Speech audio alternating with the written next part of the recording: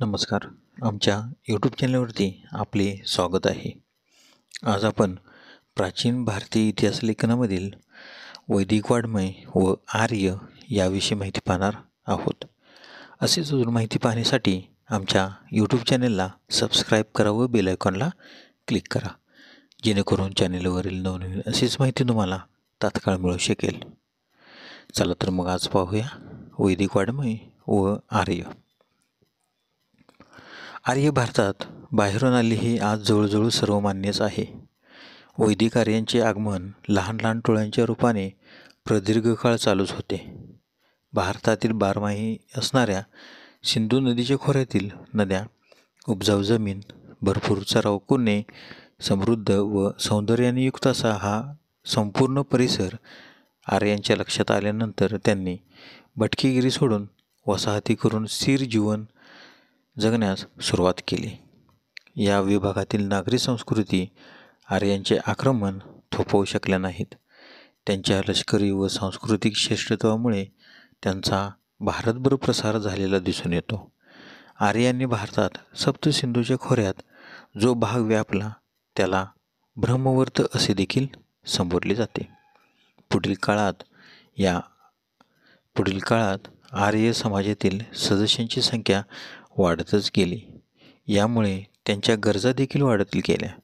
या गरजांची पूर्ततेसाठी त्यांनी गंगा व यमुना नदींच्या खोऱ्यात वसाहती स्थापन केल्या. माळवा व उत्तर प्रदेशचा काही भाग त्यात येत होता. या व्याप्त केलेल्या प्रदेशाला त्यांनी ब्रह्मर्षी असे नाव दिले. या काळात लहान लहान राज्य उदयास आले. पुढे आर्यांनी विंध्य पर्वतापासून पूर्वेस बंगालचा उपसागर व पश्चिमेस अरबी समुद्र एवढ्या विशाल प्रदेशावर वर्चस्व प्रस्थापित केले.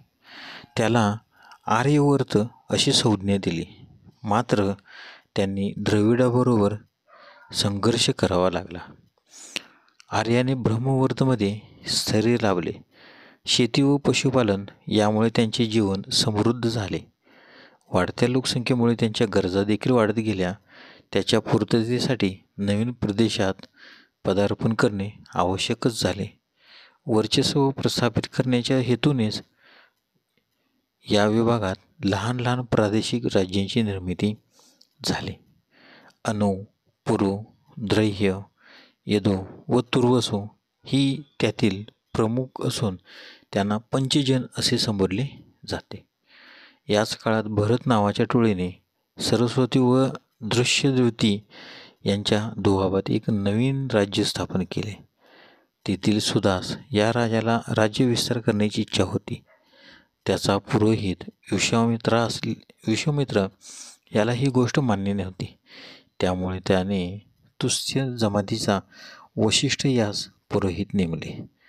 विश्वामित्राने याचा सूड घेण्यासाठी सलिंग, शिव, विषानिथी यासारख्या 10 राज्यांची एकी करून सुदास विरुद्ध युद्ध पुकारले.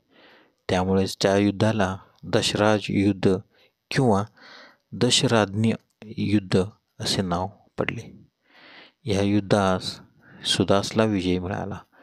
जिंकलेल्या प्रदेशावर आपली आदिसत्ता मान्य करून घेण्याची कल्पना याच काळात रुजलेली आहे. या काळातच सामाजिक, धार्मिक, आर्थिक जीवनात मूलभूत स्थित्यंतरे झालेली दिसून येते. नव्या आचारविचारांचे महत्त्व देखील यावेळेला पटलेले आहे. आज आपण वैदिक काळातील आर्य याविषयी माहिती पाहिली. उद्याच्या व्हिडिओमध्ये आपण वैदिक काळातील राजकीय जीवन याविषयी माहिती पाहणार आहोत. आजचा व्हिडिओ कसा वाटला त्यासाठी तुम्ही कमेंट करा, व्हिडिओला शेअर करा, लाईक करा.